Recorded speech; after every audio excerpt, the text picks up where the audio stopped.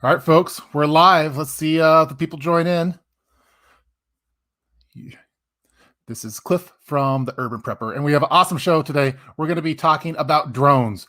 Drones is one of the topics that I've been kind of into lately, although I don't currently own a drone, but I want one, and I want one for prepper purposes. So what I've been thinking about and talking about with others, and we talked about it in a previous live stream, was just the whole concept of having a prepper drone or something that could be used possibly for surveilling your neighborhood during a SHTF type situation. So ideally, what I would like to have is some kind of fairly inexpensive drone, at least something affordable that most people might be able to get, that could be pre-programmed with certain waypoints that could do a little patrol of your area that you live in to see if there's anything bad going on, and then come back with the press of a button to your home base. So that's ideally what I wanted to get, but I don't know anything about drones. And so what I did is I reached out to Survival Dispatch, and they set me up with Charley, who is their expert in drones. He does all the drone footage for their website. Survival Dispatch has a lot of, this is a huge operation. They have an awesome website with a team that's involved in this. They have their production crew is like Charley just mentioned that he has someone from ESPN working on that, or formerly from ESPN. They have a magazine as well. They have a sister site called Big Daddy Unlimited. All of these links are in the description box below. They have a magazine that you see over here called the Survival Dispatch Insider, and they recently did a feature for their perimeter protection, which is how I initially got in contact with Survival Dispatch, because I saw their video called Preppers Home Perimeter Defense Analysis, and they do a nice walkthrough on perimeter defense, and one of the segments in there uses a drone as to kind of survey a house and to see where some vulnerabilities might be with the house. So it looks like that's not playing right now. So one of the drones I was looking at was a Mavic Mini, and we're going to talk a little bit about Charley's books that he has. Charley's written a few different books. One is the Survival Group Handbook, and the other one is The Unraveling, which is a kind of a survival series type book. So without further ado, I'd like to bring on, let's see if I got it, bring on Charley now from Survival Dispatch. So welcome, Charley, to the live stream. Hey, Cliff. Thanks for having me on. Not quite as polished in my introductory dialogue as the professionals, but it was okay. I don't know about all that. We just have a little bit of fun. And yeah, it's going to be a blast. I mean, already you can see you have all sorts of cool stuff on the table. You have various drones. You have some communication equipment, microphones, tablet, all sorts of stuff. So lots of fun stuff that we're going to get to today. So yeah, what do you want to, let's see, what would be the best way of kicking this off? So maybe we could talk a little bit about your background and what you do for Survival Dispatch, and then we could just get into the topic of the prepper drone. Sure. So my background is I am the chief instructor and executive director of personal readiness education programs, and I do consulting on preparedness, disaster preparedness for over 10 years now professionally. I work with emergency management. I'm a local CERT team director for our county for emergency operations. So that's the community emergency response team.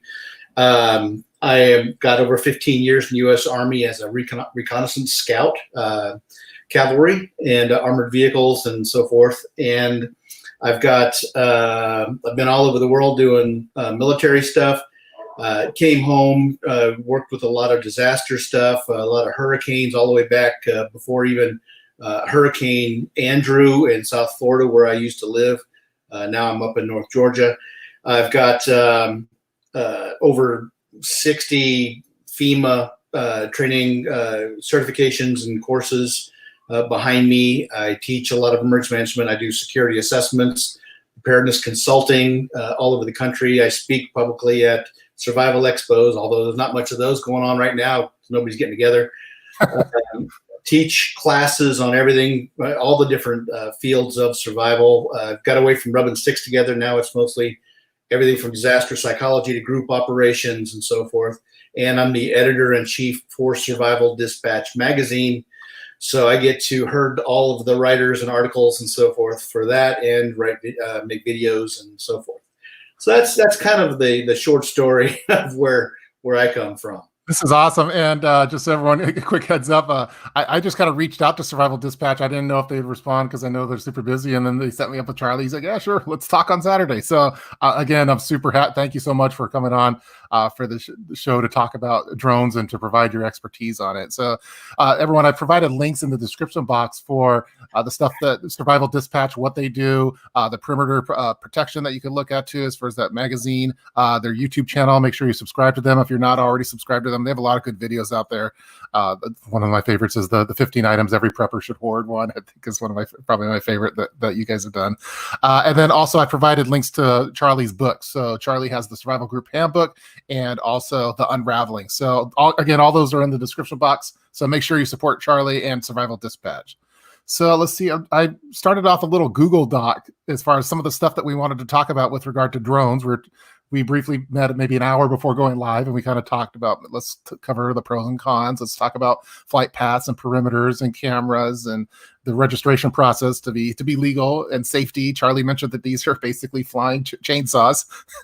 And we were going to talk a little bit about waypoints, live stream, manual, 3D mapping, thermal camera, which is something that Charley's into, and go from there. And as always, we'll take live Q&A as well. So if you have any questions for Charley with regard to drones and perimeter defense, put them away in the chat room, and I'll try to bring them live on the air. So I guess that's I guess we'll kickstart from there then. So I guess should we go right into the pros and cons of having a drone and owning a drone and operating one? Sure, absolutely. Ask any questions that you want. Cool. If I start talking and something pops into your head, just throw something hard at me, we'll just switch directions. Yeah. The way I normally do videos is pretty informal. We just kind of keep going wherever it takes us, and we'll have some fun with it. So the pros and cons for owning a drone, and as you'll see, I've got 3 different ones here in front of me, and there are a lot more out there. These particular drones are the DJI. I've got a Phantom 4 Pro in white. I've got a Phantom 4 Pro in obsidian. So I got the black helicopter version going on here. And I've got the Mavic Platinum Pro here with the carbon fiber. And, this one just folds up and you can pretty much just put it in your pocket. Yeah. So the pros and cons to having a drone, you really got to figure out what it is you're trying to accomplish. So if you're trying to do, like you said, neighborhood surveillance and patrolling, this can absolutely work. It depends on the quality of the drone that you get. So if you run down to Wally World and you pick up the discount, kids' toy version of it, it's not going to have the optics or the positioning systems that these will have, and even the flight times that these will have. Now, these will be a little bit more expensive, but they are well worth the investment if you want to see something from the bird's eye view. And the benefit for that is, now if you think about it, if you saw the video on where the perimeter assessment around that home, I'm able to now, instead of looking out obstructed by the terrain, the trees, the fences, the dead spots, the dead zones, blind spots, and all those things, I can now lift myself up and get this field of view from above.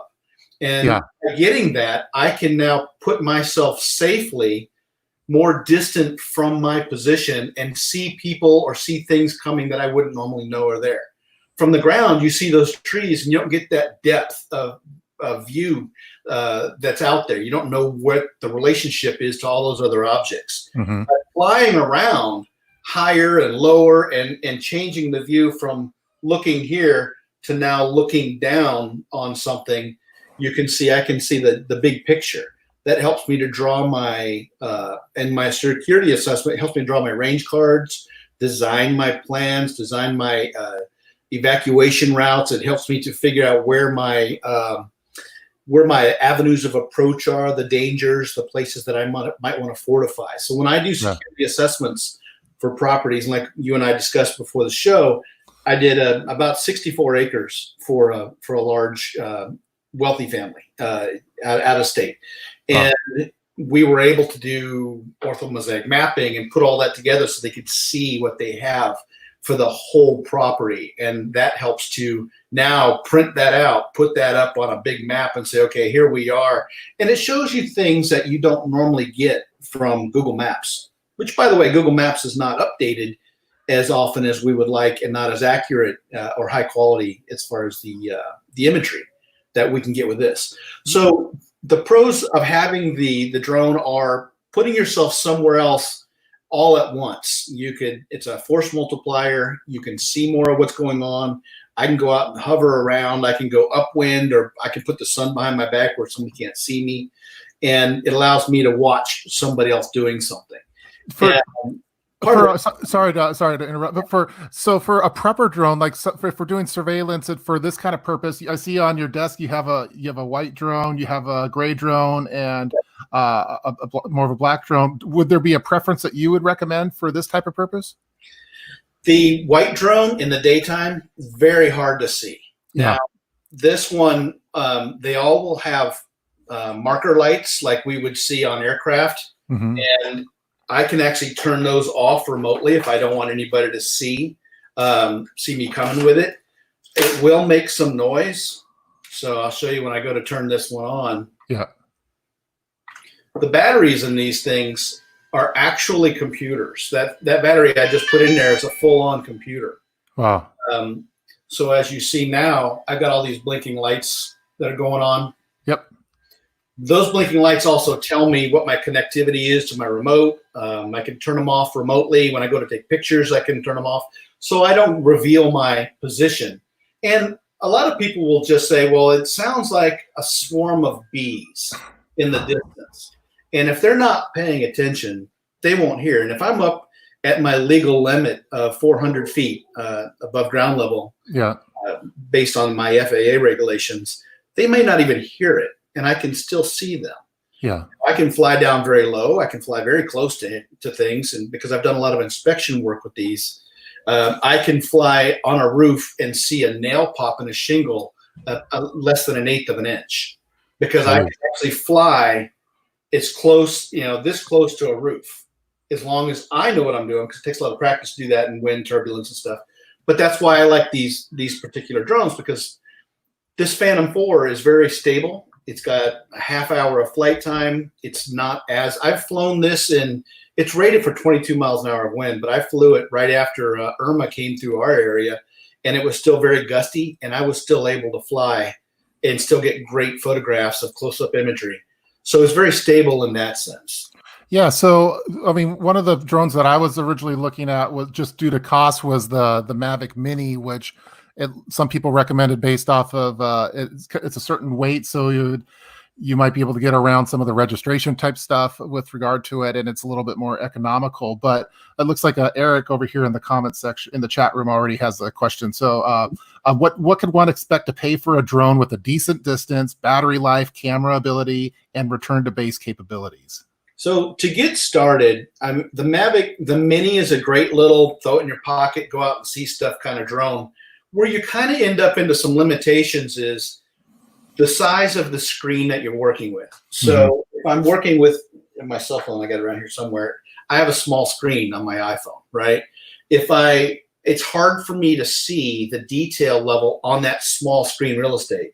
If I go with I went ahead and got an iPad Mini. Yeah. So the iPad Mini gives me a bigger view for my eyes, more screen real estate. I can see more detail with that. I can fly closer. I can go with an iPad Pro and get a big screen and see all that, regardless of what size unit I have on here. That is where it makes a difference. So the cameras on these are this one does 4K video and 20 MP images. The Mavic Platinum Pro, the fold-up one here, which is a little bit bigger than the Mini, still does 4K video and 20 MP images. It just has a 1/2-inch CMOS lens. I'm letting a little bit less into the screen. The remote that I use for that would normally hold my cell phone, which fits inside of here. But I can adapt that, and I have the adapters run my tablet.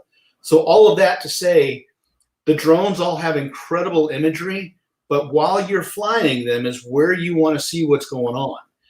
A lot of times I will fly my drones and do a mission and then come back, download. I have these chips, these little carriers that hold all these little SD cards. Cool. And I'll download these chips onto my computer, put them on my iMac, and now I've got that screen where I can stop the video, zoom it way in, and because of the quality of the imagery. Now I can see something in review or in replay later that I may have missed when I originally did it. So the minis, those are all great. You'll actually get more benefit by recording and photographing stuff and then go back and say, I didn't even see that when I was out there, because I'm too busy in my head. I'm trying to fly the airframe. I'm trying to take video. I'm trying to not crash into stuff. I may be trying, and believe me, that gets really difficult, especially in the winter when the leaves are off the trees. Yeah. Down in the trees and trying to maneuver something. Something as small as a small twig can hit a rotor and throw things out of whack and drop you. Now, you're going to crash. It's going to happen. Okay. The difference between getting Wally World's, toy aircraft is they're not as stable and they don't have the warranties that you can get for these. Yeah. So I can get a refresh warranty for $160 or so, and then I can have a small $200 coverage to fix this or replace the entire drone, as opposed to spending another $1,800 on this airframe. So how much depends on what you're trying to do. I strongly recommend the refresh. If you're going to go with DJI, get the refresh care. You're going to crash it. It's going to happen, but you're not going to lose all that money. So you see how there's a lot of little things that interplay. Yeah. So the little foldable one, is that one you can pair that to, if you already own an iPad, for example, you could use the iPad for the screen on that? Yeah, okay, yeah, for sure. So this is the remote for it. And I have here an adapter that I can put on to this remote, and it's got a bracket that holds the larger iPad. Okay. So if I'm just going out on vacation and I want to just take pictures and fly around the beach or around wherever I'm going, I don't need all that. I can just operate off my iPhone that clips into here. If I'm out there doing work and I want to use this airframe, then I can say, let me take my backpack that's got all of my gear, and I'll take my larger iPads, and then I can really see up close what I'm doing. And that's what I recommend if you're trying to do any surveillance or patrolling. And record the whole time. Yeah. Because I can record lots of time on these little mini SD cards. One of the things I do recommend, if you're looking at mini SD cards, you see how small these things are. Let's see if I can get a little closer. These little SD cards like that, you want to get the faster ones. I'm not getting any focus out of that. But these faster cards will give you less lag time. So don't cheap out and buy the cheapest SD card. One like this, these are just the little SanDisk, the little gold and red ones. Get the 128 meg, or whichever you can get, the bigger ones. Depends on what you see out there now, whatever's on sale. You're going to spend $30 on one of these, but it's going to make a world of difference in the quality of your video, the lag time of the video recording and the imagery and all that kind of stuff. So very cool. I was going to get up our little notes over here. So we talked a little bit about pros and cons. We talked some about the cameras. You mentioned about the 4K ones being the way to go, using the high speed micro SD card. Coming out are 8K now. Wow. So okay. You're getting HD like you wouldn't believe on the next versions of these. Now, can you program? One of the things that I was interested in was if you could program these with set waypoints for your neighborhood, for example, or around the city or something like that, where you, with not that much operation, where it could kind of just go to where it thinks it needs to go and do its route and then come back. Is that capability available with all the ones that you mentioned? Yes. Now the DJI, it's a Chinese brand, but it's the leader in all of the drones. The Americans haven't taken off, pun intended, I guess. Like the DJI drones have. There's been a lot of concern about the data that these send back to servers somewhere else. These all, they know exactly where they are on the planet. Yeah. So they have the ability to collect a lot of data and do these pre-programmed flight paths. They do active track, they do following, they do cinematography, they do I can take this thing, take it off, have it follow me, take off on a bicycle or a motorcycle, and if I've got the remote with me, because it's downlinked telemetry, follow me, it follows me around, and I can do it as it follows me. I can have it do like an eclipse around me. I can have it do all of these different things. I can program waypoints into them. There's a lot of aftermarket apps like Litchi and all those other ones that I can actually program things in, or I can have it do its own thing. Now, when you do that, it just takes a little bit of practice, because if it's paying attention to you, it's not necessarily paying attention to the trees. Yeah. If I drove my motorcycle through the woods to have it follow me, and I got it set to go around me as I'm moving, it may not see the trees or buildings, and you're going to get into those. So that's why if you're going to do that out on the open road, if you go to the DJI website, it shows you all of the different active tracks and flight patterns that they have. You just click on them and you'll get little videos of them. Mm-hmm. Like all of those things that you see there. So now, if this was like a grid down type situation where we didn't have cell phones anymore, or the cell phones wouldn't work, the satellites, technically, as long as there's satellite connectivity, these drones would still work in that type of situation? You can still work without satellites. You can still work with all of that. This one will track over 20 satellites. Actually, all of these will track over 20 satellites, and they know exactly where on the planet they are. So when they take off on the remote, when I go to use my software on here, I'll actually get the view looking from the camera of where I'm standing on the ground. It's like my eyeballs are somewhere else. The way I look at these is not as airframes, but as flying cameras. It's not an aircraft with a camera. It's a camera that flies. So if you're into photography, you'll understand there's that little nuance to it. Yeah. So I want to get my camera where I cannot normally put it myself, like elevated or far away from me. If I know that, and I look back on my screen here, I'll also get a little Google map, because it actually gives me a Google map of where I am, what my flight path was, and it tracks all that.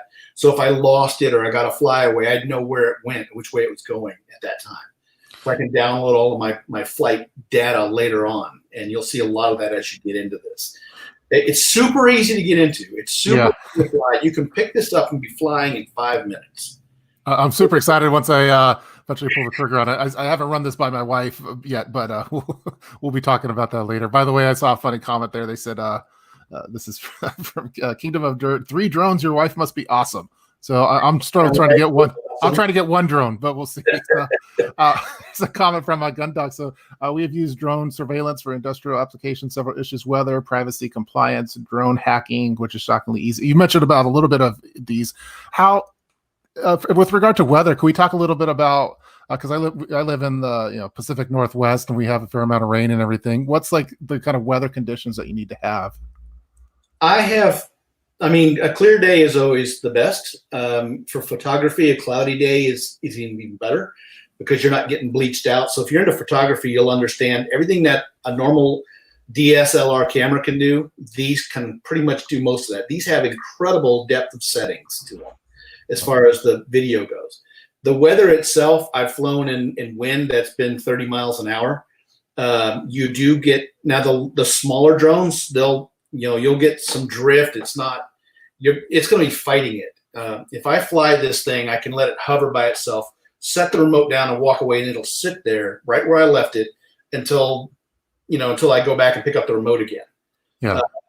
The wind will try to push it, or I can go over and grab it and pull it, and it'll fly back to where I want it, where it was, because it's tracking all these satellites, because it has downward facing, essentially it's a sonar, because it has, multiple different ways of knowing its altitude through barometric pressure and everything else.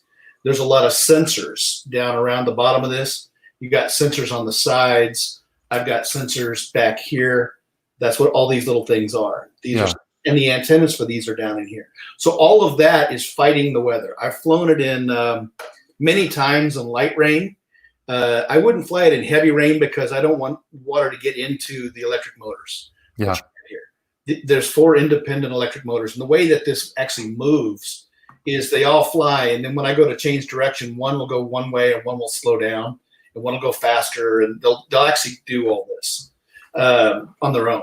So it's a lot of technology wrapped into these, and like I said, the batteries are small computers. They know how many times they've been charged, and I can see all of the voltage data on my screens through all of the screens that are in here. So the weather. I don't want to fly it in heavy rain. They do make wetsuits for some of these, heavier water. I've flown it in the snow. The thing is you just get obscured visibility when you fly in that weather too. So you're not getting great imagery. Here's a really good question that I just came in on the chat room. Let's see this one. Can these be launched automatically by ground-based motion or infrared sensors? I don't know, maybe like some kind of Raspberry Pi or Arduino project. Do you know about people doing that with these drones?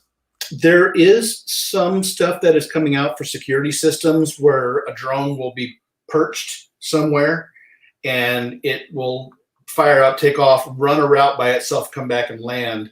Those are some newer systems. I can launch these from anywhere. I can actually stand somewhere with it where it's not flat ground. I can hold it and launch it, let it just fly away from my hand. And I can catch them too, as long as I don't get my fingers in these things. So there are some things that can be done with that. The remote just needs to be close enough to have the telemetry to that. Now, and speaking of the distance of remotes, the furthest I've had one of these from this remote on the antennas that come with it has been about 3/4 of a mile.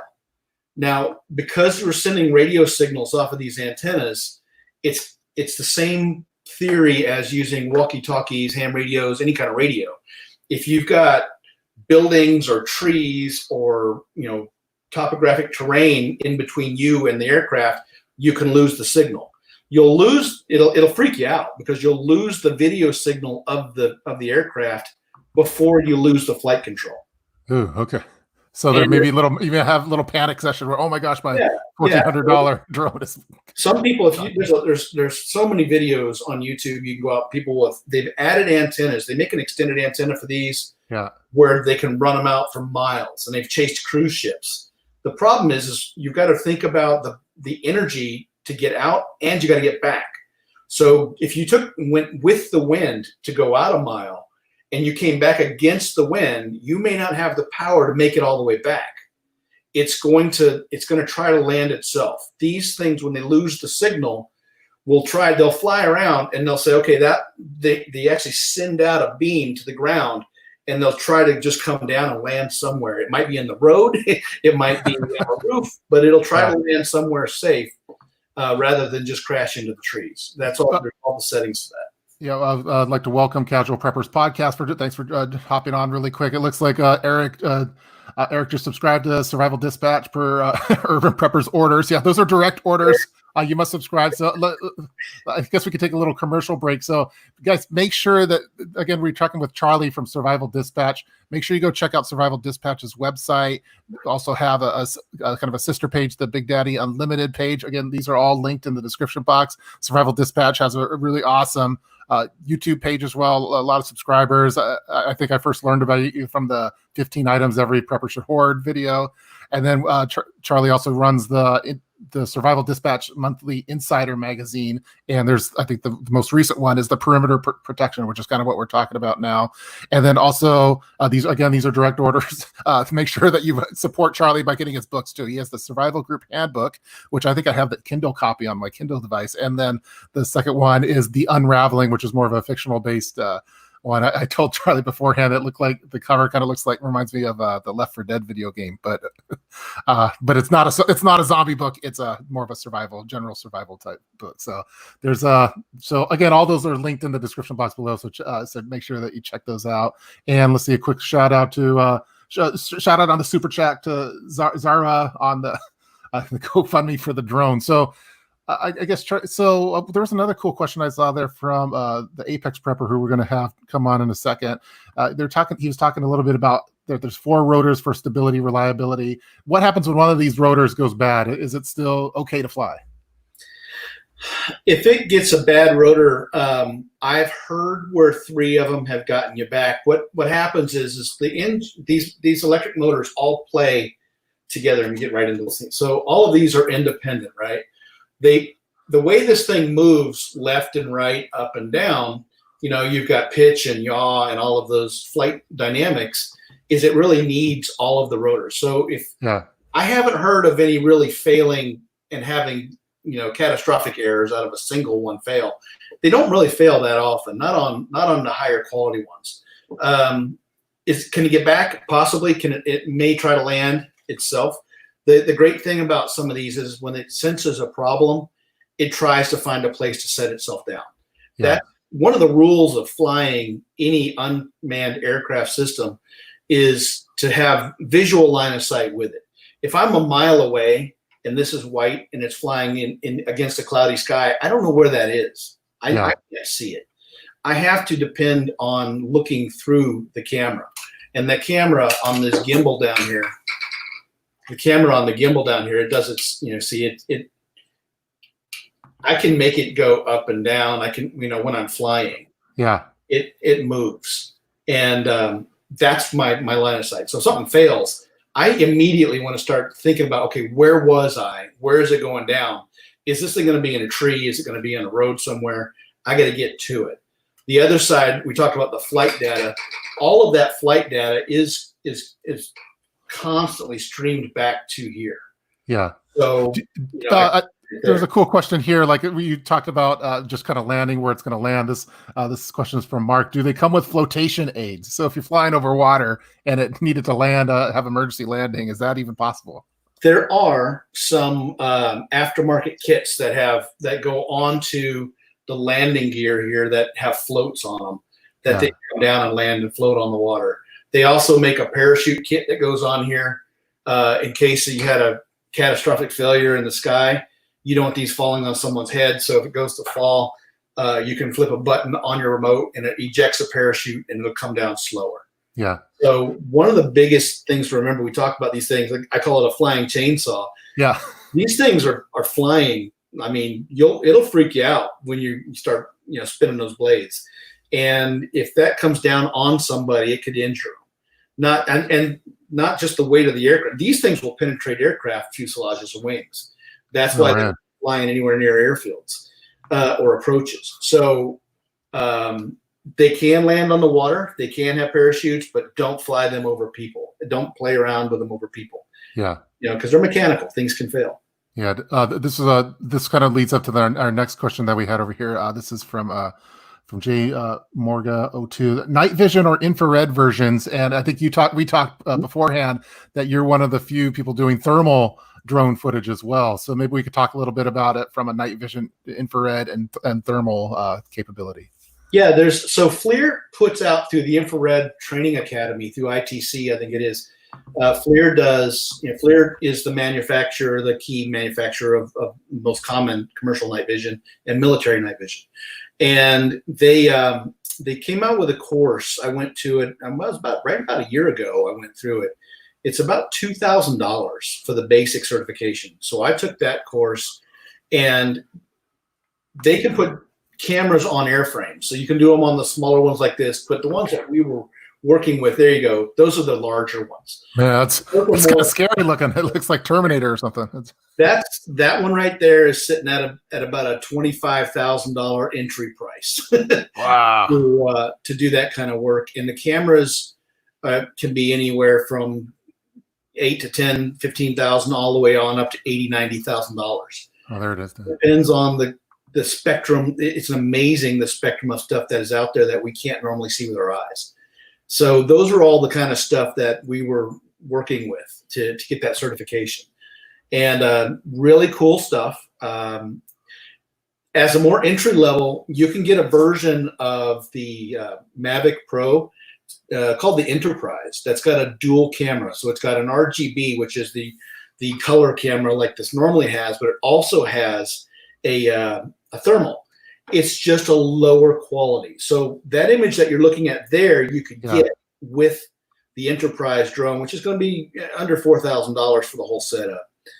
But that's still quite a bit. You're only going to get the less defined images. It'll help you with some basic rescue, basic search. If you just want to see the heat signatures, but maybe not see the definition as a human or just a deer, out in the woods.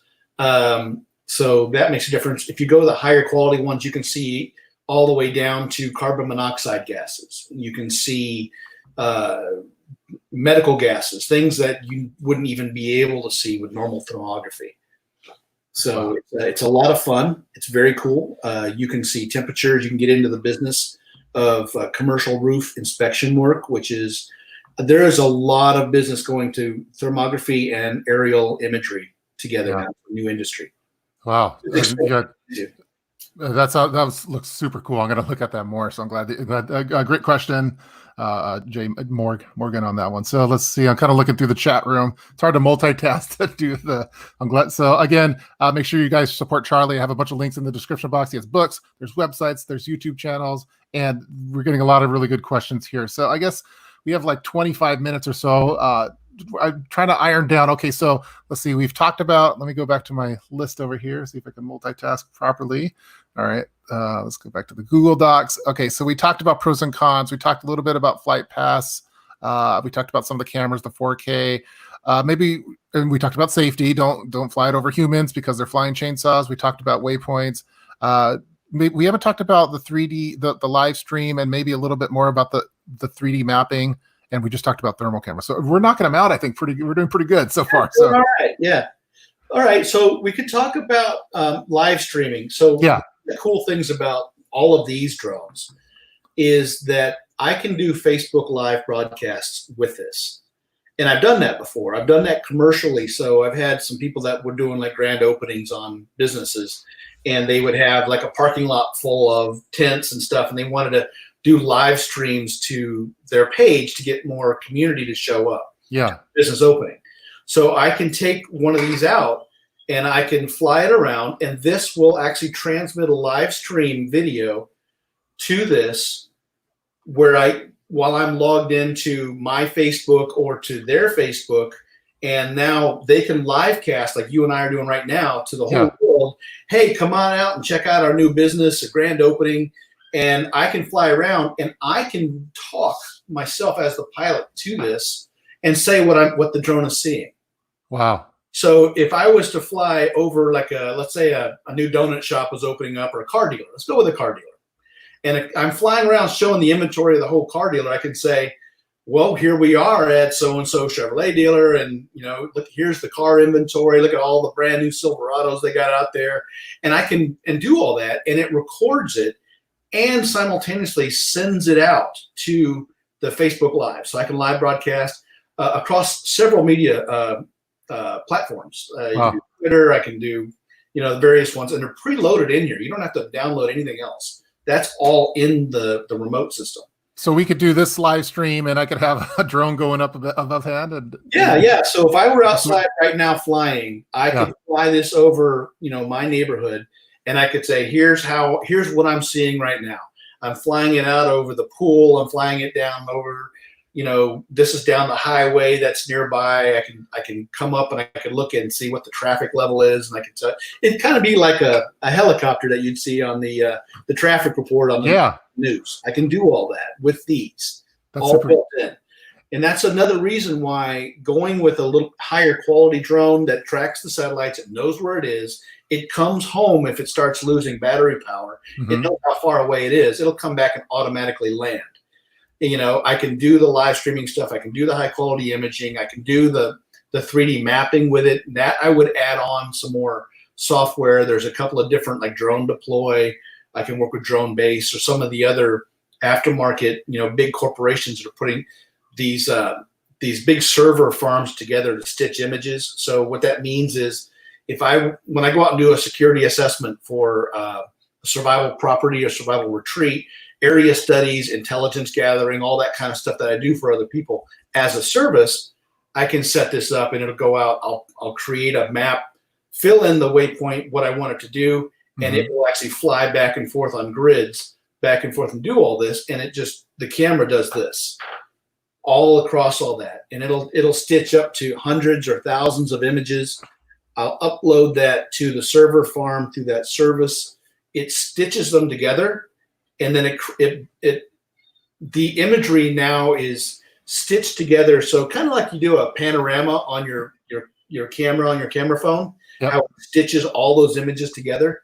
Yeah. It does that on a whole thing. And because we're flying now and not looking straight down, we're looking out and doing all of this. It gives you that elevation of structures and trees and terrain.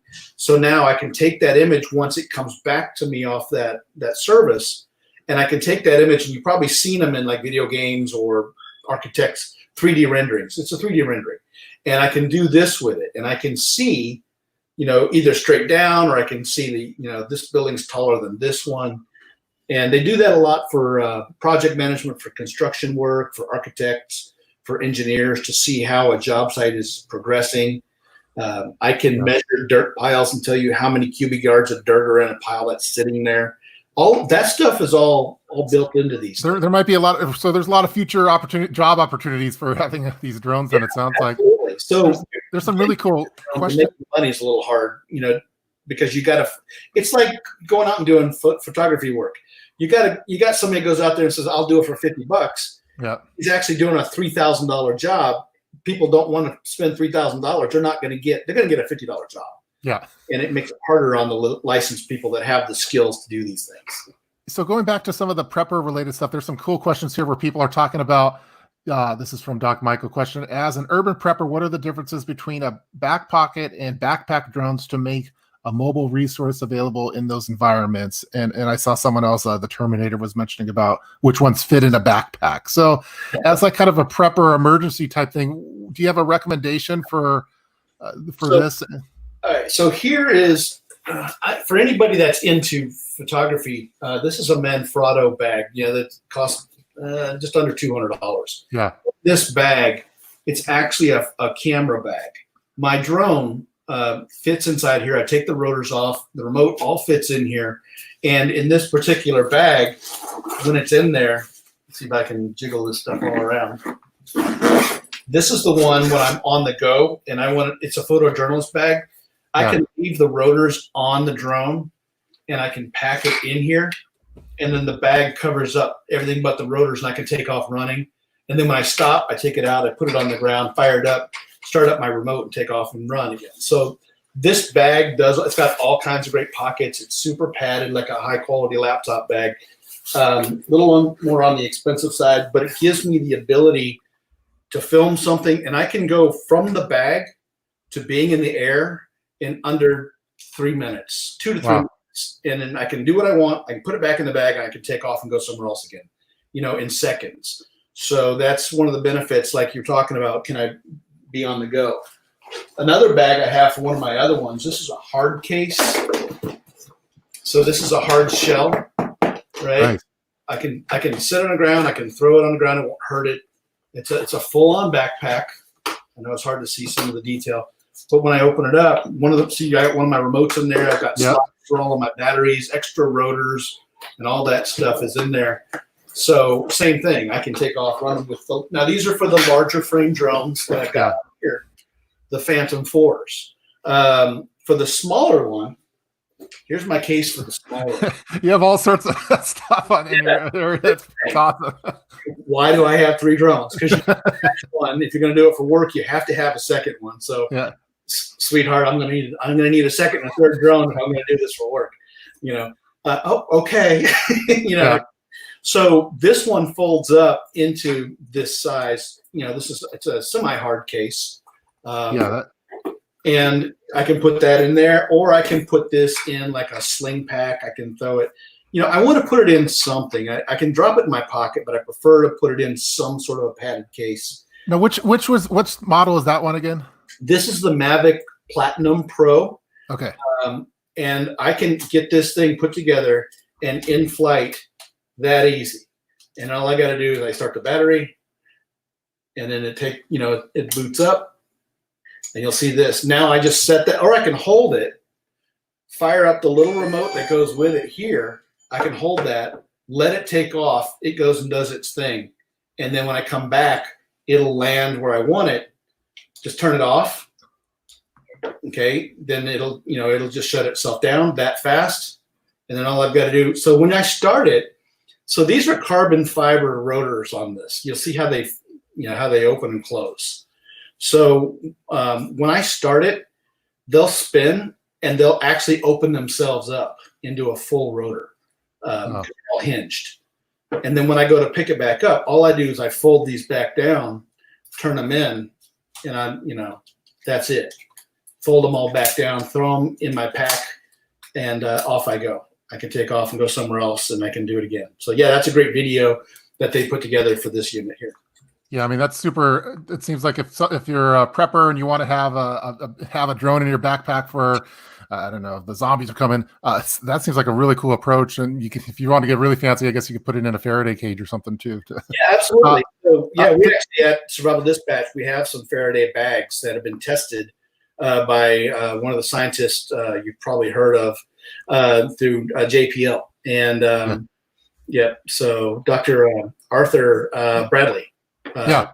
Yeah, I know Arthur, and he tested our bags for us that do the EMP protection. Which, by the way, if you read the new EMP report on China's what they consider, defensive only, we're at a much stronger potential for having an EMP event now. Yeah, we a couple weeks ago we had we did a live stream with EMP.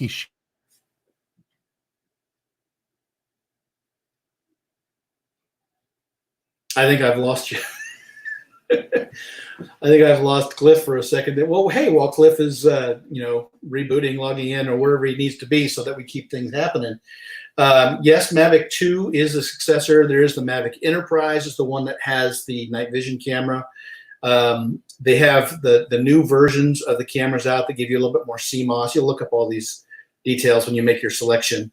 But one of the things that you'll want to do when you get these is go out and take them out to a football field, out to an open park, and just lift off, practice them. The flight dynamics between one of the larger ones and this Mavic here are very different. The dynamics are different. Whereas this one is heavier, stronger, more stable. It has a lot more power. It better in the high winds. I can spin it. It'll actually spin on its axis a little bit better than this one. This one has a tendency to spin more on a kind of like this kind of circle, which I know doesn't make any sense on the video, but they're not all the same. They all do the same thing, but they're not the same in their flight dynamics. Oh, you're back. Sorry, I thought I was getting fancy, and I pressed and I totally took myself off the broadcast. Okay, so we just carried on without you. Yeah, you talk amongst yourselves. Yeah, we're just hanging out. Okay, I'll try not to do that again. That's the first time I've done that, I think. I thought we could do. We have Bernie over here from the Apex Prepper, and I was going to bring him on. He's been monitoring the chats to make sure everything's going good. Actually, the chat room has been really awesome for this stream. There's one little cool one that I wanted to get to, and then I thought we could bring Bernie on. This is from Zara again. This question: is there any other customization that you could use the drone for besides a camera, like transporting gear, delivering messages, or I know sci-fi have defensive shooting capability? Yeah, so the FAA strongly urges that we don't put weaponry on these. Okay. Where they put a flamethrower on them to clear stuff off of power lines. That was pretty interesting. You can look up that YouTube video. Wow. That brought a lot of response based on like Skynet. Speaking of Terminator earlier. So you can do. They actually, if you go on Amazon, you can find things that attach to the landing gear that you can remote drop things. That's one of the reasons that these have become such a national security issue and a combat theater issue, is because groups had configured these to drop grenades over other troops. And wow. That became that's a thing. So that's why the authorities are so careful with these and have further restricted the airspace more than ever, because you can buy off-the-shelf things that release, drop stuff, spill stuff, pick stuff up. There's a version of the Mavic. I think it's the Enterprise. Actually has a loudspeaker on it, so you could fly this out, yeah, radio, and then drop it to somebody in a Pelican case or something, and use the loudspeaker on the drone to talk through it to the people you're trying to rescue. Yeah. You want them to do. So yeah, there's a lot of other things you can do with these. Yeah, that looked like a cool question that the Terminator had, as far as can you mount a loudspeaker on it. So it looks like you can do that, and you can talk through it. Yeah. Okay. And I've got headlights for these, really bright lights that mount to the airframes for flying at night. Now that requires a night waiver and stuff like that. You're legally only allowed to fly 30 minutes before sunrise and 30 minutes after sunset in the dusk dawn period. at the max. If you're going to fly at night, that's a whole nother thing, and it requires FAA clearance. You can get in some trouble with that. Cool. Well, we have about 10 minutes left, and we haven't talked to Bernie yet. Bernie's he monitors, he's running stuff behind the scenes and keep an eye on things. So he's the voice of the people. Let's bring him on really quick. This is Bernie, the Apex Prepper. So, welcome, Bernie. Hey, Bernie. Hey, good morning. So Bernie, here.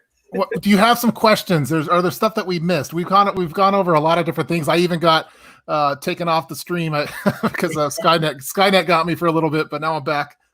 So do you have any questions? You covered actually a lot of stuff. Some of it really good. A couple of questions I had. I noticed you were mentioning iPads. I'm assuming that these are also going to be compatible with like Windows or Android devices. So it depends on the brand. The DJIs that I happen to have work better on iPad because Apple products are better for graphics rendering. When I've also got the Samsung pads and all those, and the other, I used to have a Samsung phone. It did not work as well with these because Apple products are just better when it comes.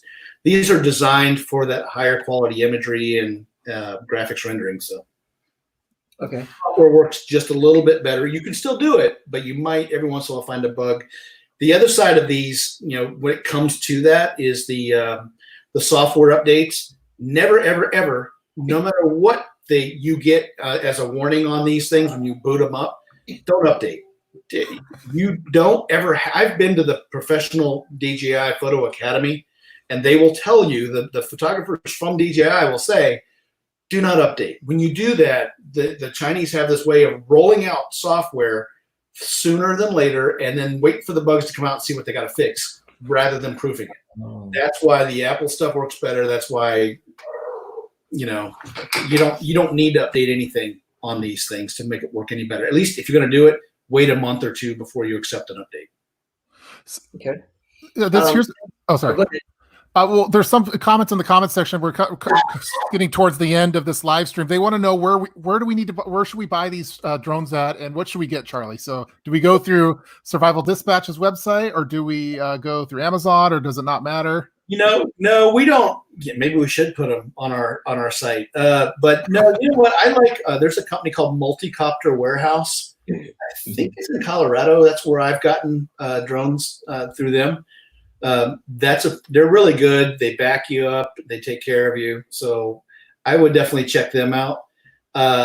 Great customer service. They usually have everything earlier than later when it comes to new releases. So I would definitely check them out. Okay. I would also recommend going through the DJI Photo Academy with I think it's Randy and Stacy. You can just Google that. And now their classes are online, and you'll learn so much about photography and aerial photography through them. So I would recommend, if you're going to start out, I started out with this one. A version of this one. This is about the third one because some of the inspection work I've done, I've had to fly in so close that some of them have just crashed into stuff because of getting too close trying to see stuff. But again, get that refresh, the care warranty thing so that your deductible is only $200 as opposed to about $1,800. You can get the airframe cheaper. I don't recommend buying drones used unless you know the person that had it. If you go on eBay or somewhere else and buy a used one, you don't know what it's been through, what kind of repair it's had. And they can get abused, or they can get in the water or something like that, or the camera won't work right. It's like buying used underwear. You just don't want to. You just get it new. It could have been in some pretty crappy situations, and I don't want anything to do with it. There's a good welcome prepper agenda to it. I see he has a really good question for Charlie. Hey, Charlie, let me give you a scenario. There is a riot going on. Can't drive, have to use my get home bag. What's the smallest drone that I could use to make sure I don't go in the wrong direction? That's a great question. That's a great question, and it's very relevant to nowadays. Yeah, the Mavic Mini is good for just to pop up and see what's going on. The Mavic Pro is great. You see how small that is. You can carry extra batteries. You can, you just put your phone on the remote here. Very handy. It's a great idea to toss into a bug out bag. After about 10 days, all of these batteries, because they're computers, will start to discharge themselves to a storage level. So you can't charge up a battery and say, okay, a year from now, it's still going to be the same thing. On the other hand, you don't want to keep pushing the button to check the charge, because every time you do that, it resets it to the higher charge, and then it goes to a drain down later on. So you kind of do a little bit of battery management like you would with anything, especially these sophisticated items. But yeah, I agree. You pop it up in the air, you'll see what's going on, and then you can come down, take it, and you can go the right direction. So it looks like Aaron, we have I'd rather buy used underwear. So yeah, you buy used underwear before you buy a used drone. So well, I would agree with that. Yeah, okay. I don't know what I would do with them, but. Bernie, did you have any other questions? That's the voice of the people. Just real quick. I mean, this is a prepping channel, so the batteries. In reference to the batteries, how about charging them with alternative sources? Power sources, solar, or wind generators. See, I got one on a charger right here. Where does he get these wonderful toys? Yeah, exactly. When you start doing this stuff, you end up with more things. So I got one on a charger here. So I can take, this is a multi-charger, or I can take, well, it's flopping around down there now. The charger, I can put 3 on here at one time. I can have all my batteries charged up in roughly an hour or so. And they will actually, because they're computers, they'll prioritize which one's going to charge first. And the one that needs the least amount of charge will be the first one to finish off. So it's very handy in that way for what you're talking about. And I can plug these into, there's a car lighter adapter, 12-volt power point. I can plug it into the vehicle. I can plug these into solar panels. And as long as I've got the outlet, depending on the outlet adapter, it's either 12-volt or the 110 for the home. So absolutely, I can do that and do it on the go. Now, but these are lithium polymer batteries, and you want to store these in what they call fire-safe bags. I've got one right here. That's critical. I just wanted to bring that up because go online and look up LiPo battery fires, and that's part of when you do your FAA Part 107 certification for drones, which you'll get your handy little card from the government that says you're allowed to fly drones commercially. This is one of the bags. It's a little LiPo safe bag that you can get 3 of these on Amazon for $10-12, and the battery sits inside of here. And if it catches on fire, this will catch most of the fire and hopefully not burn your house down. So you want to get some experience on LiPo fires. Check that out. Cool. Yeah, I was looking at I was getting my little energy power bank type thing, so you could charge it with one of those with that device that you had there. Yep. And what was the model again of that little charging station that charged them as like a smart charger? Well, this one, it just says 4 fan and 4. You can get these on Amazon. It's just it's like we'll find them. Yeah. All right, so I guess we have a couple minutes left. We've been talking with Charley from Survival Dispatch. Tons of information here with regard to drones. We started off this particular topic we just had a general list of what we wanted to go over, and we've gone over a lot of great things, a lot of really great comments in the comment section too on this particular topic. So again, I have Survival Dispatch's information for their website in the description box.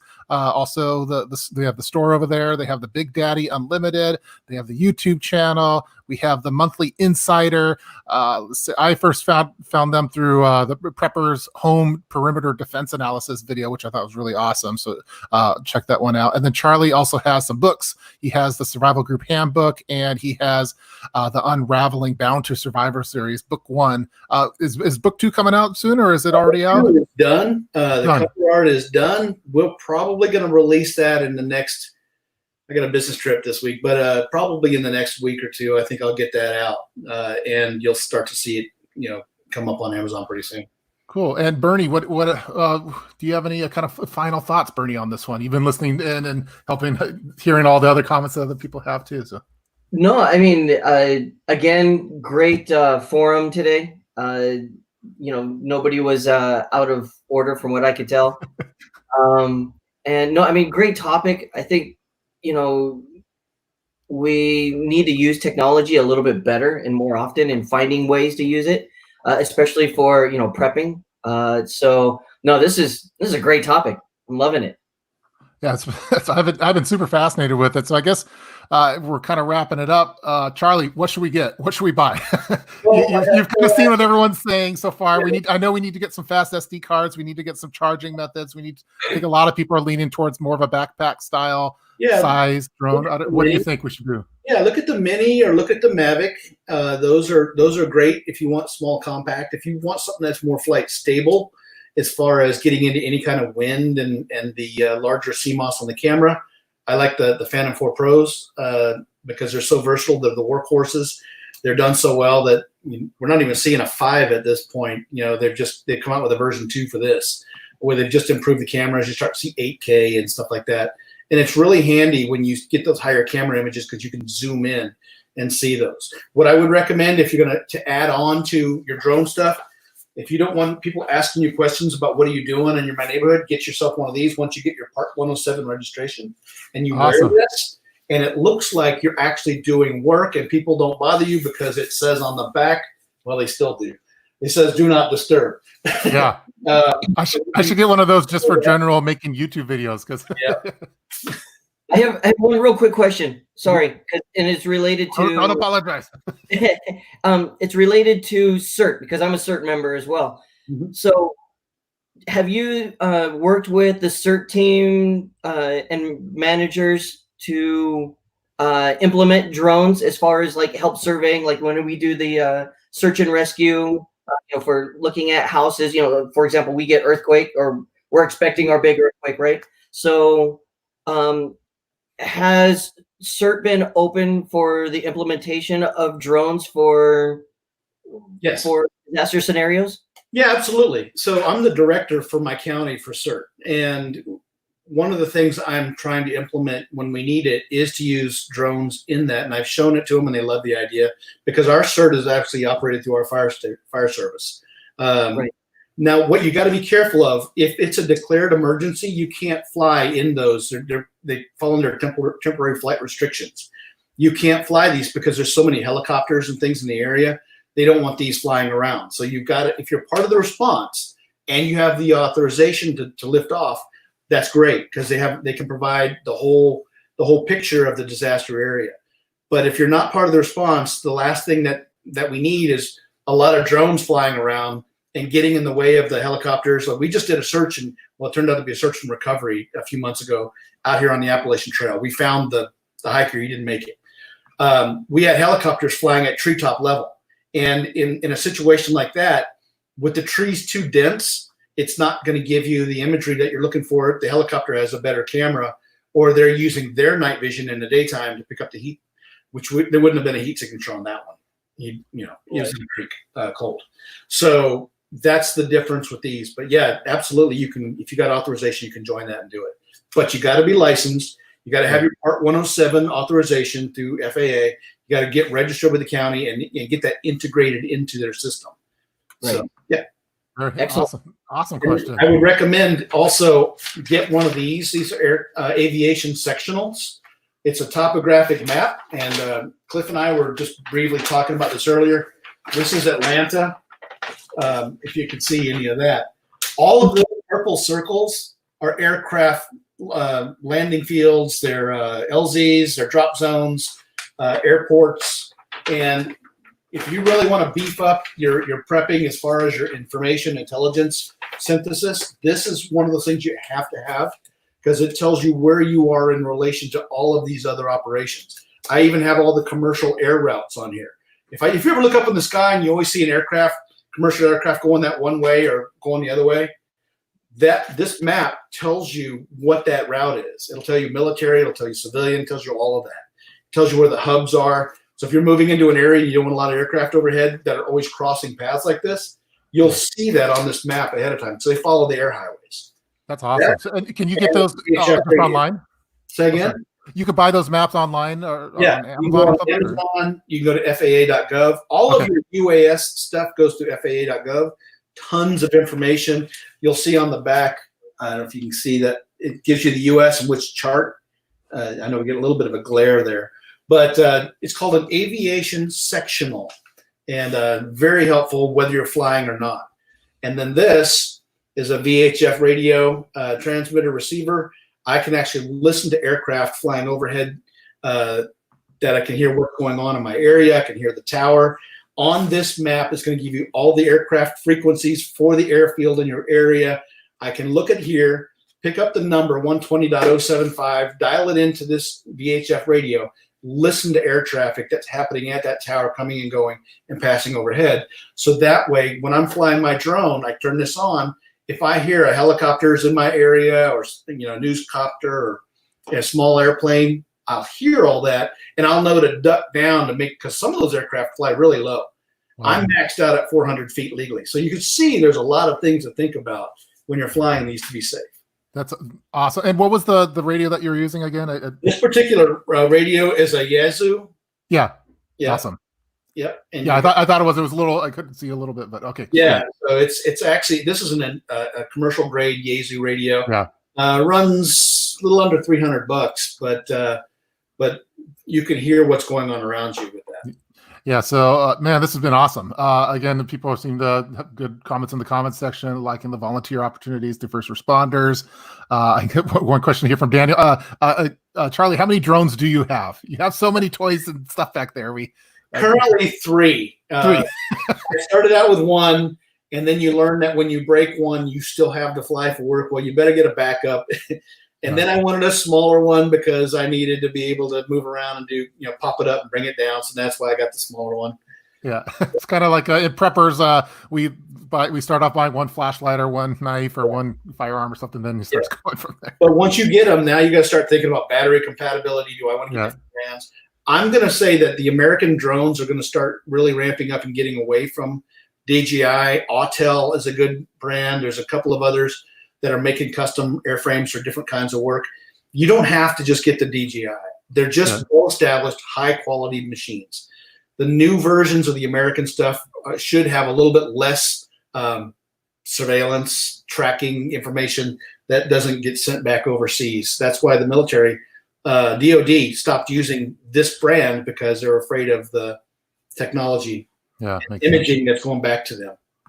Looks like the Autel is local to the Pacific Northwest, so maybe that would be a good one for us. Yeah.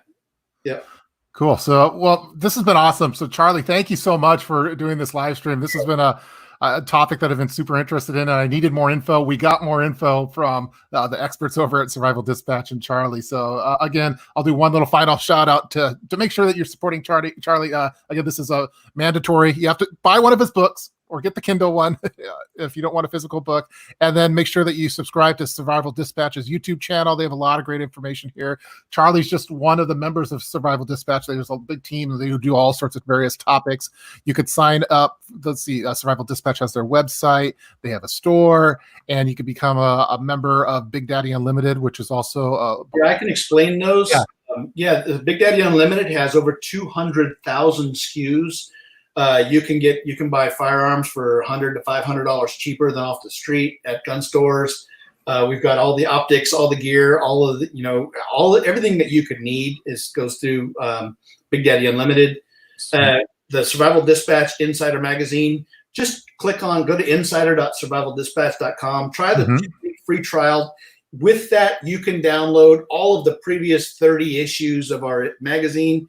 You get access to all of our videos. We've got Alan Kay, who won the Alone Survival series.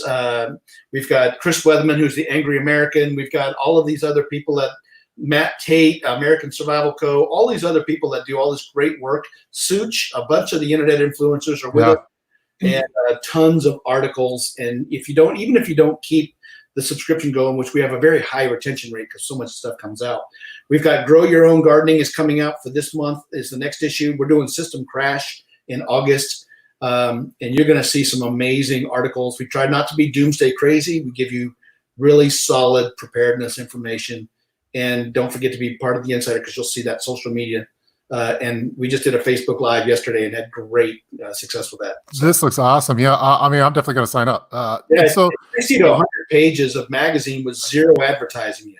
That's Sure. why it works so well. You can go to a grocery store, spend $12, $13 on a magazine, get a whole bunch of ads, and get one issue. You can do $95 a month, get 30 issues plus every month, zero advertising, solid content, amazing graphics. Man, it looks really, really cool. So again, I have all those links in the description box so you can check it out and support Survival Dispatch. I'm going to do it myself as soon as we get done with this. So again, Charley, thank you so much. This has been an awesome topic, a lot of fun. Thank you to everyone in the comment section for tuning in and for all the great questions. There's a lot of them still coming in here. So this might require a part 2 once I get my drone and my setup and make my PDF document of all of it. We might have to bring Charley back and find out how to. Is there any other items that you guys really want to touch base on? Thank you, Bernie. I appreciate it. I've heard of your books and participating. And thank you, Cliff, for having me along. And thank you to everybody who joined in with us today. So, all right, guys. Well, again, thanks everyone for watching the live stream. Again, special shout out to Stefan for the super chat. Really, really cool. Awesome. Cool. It's going to help pay for the StreamYard stream service that I have. So this is pretty fun. Again, thanks everyone. Thanks for the support. Tune in next time. We have more topics. And again, Charley, we really appreciate it. And I'm looking forward to checking out the magazine and more things to come. So again, awesome, fun time. And we'll see you guys next time. Thanks, y'all. All right.